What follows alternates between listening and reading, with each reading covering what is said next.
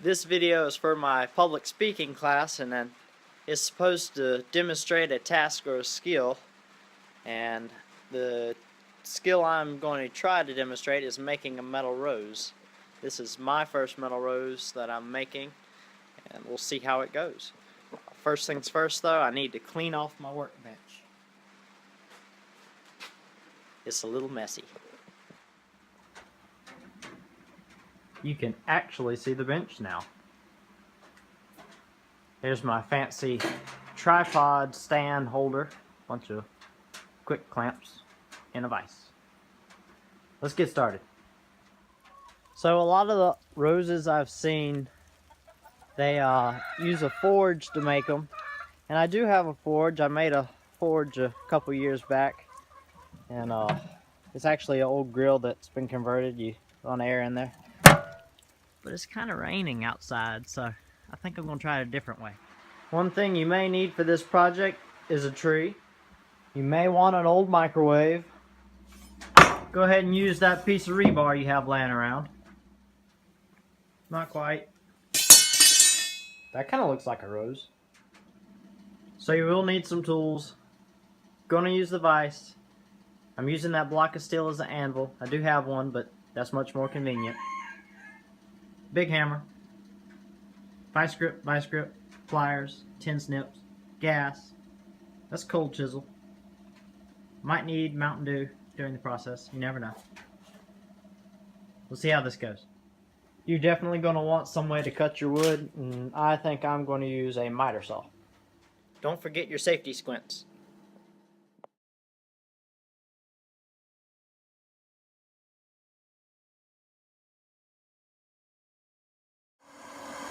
So it wasn't going as fast as I wanted it to, and I decided to run the forge anyways. And I have a blower that I made out of an old air compressor. It blows the air into the bottom here, which forces it up. And I'm just using wood because that's gotta get hot enough for me today. Usually use charcoal, but I can forge off of this. One of the downsides to using wood is that it takes quite a lot, and it is ineffective because, as you see here, I'm putting a lot of wood in the fire just to heat up this tiny piece of metal. If this piece of metal was any larger, I wouldn't be able to get away with using wood.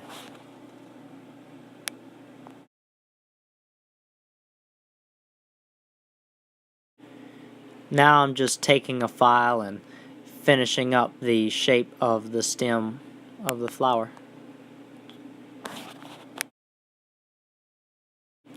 This is where your microwave comes into play. I stripped the sheet metal off the top of the microwave, and I was going to make the petals out of it. And that's what you see me doing here, cutting it up.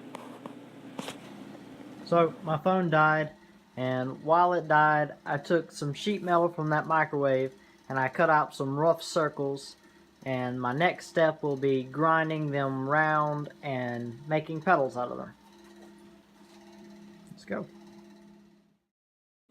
I'm just taking the bits of sheet metal and rounding them over and taking all the sharp burrs off with the angle grinder that I put in the vise here. Seems to be doing a good job. I've done this many a times, but a bench grinder works just as well, and either way you'll get the job done.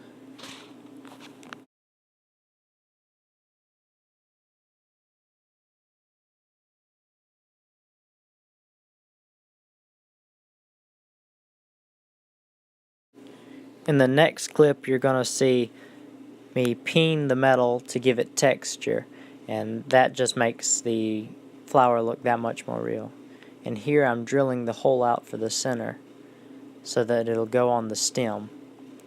I actually lost the footage to the entire peening of the flowers, and later on I just hit them again for the camera to show that I did it, but that took quite a while, and it was pretty interesting to see in the camera, but like I said, footage magically disappeared. Here it is, what a quick version of what I did.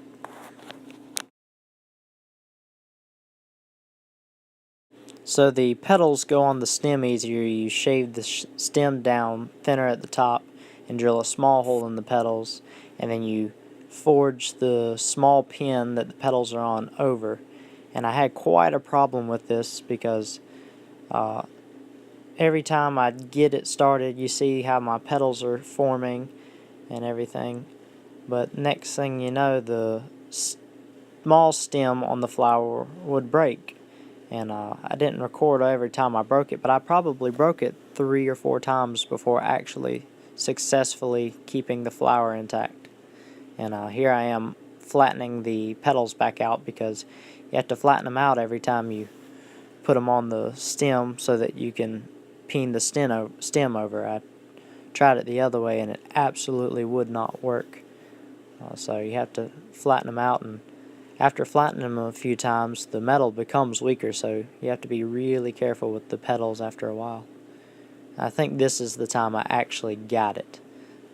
Peened the metal over properly and got tight bud for the flower, and came out nicer than I was expecting it to for my first time. The time lapse makes it seem like it went by quickly, but I was probably heating the flower for 30 minutes or more, at least long enough for the MAP gas to freeze on the bottle. Here I'm shaving the stem down to the flower because I thought it was a little too thick for my liking.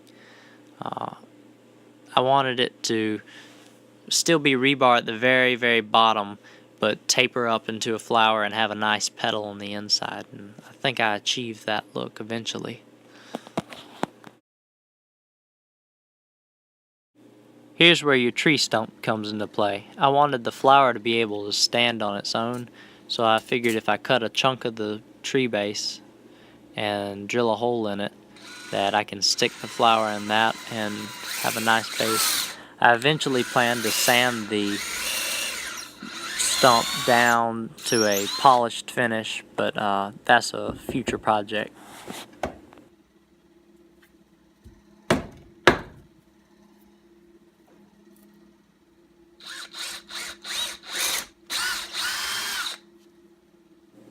Overall, I really enjoyed this project. The flower took a lot longer than I thought it would take, but learning from my mistakes, I believe I can make it in an hour or two now. It probably would look a lot better if I'd polish it and put a clear coat on it, but like I said, that's a job for another day. If anyone would like to try the project, I'd definitely recommend it because it was a lot of fun to make.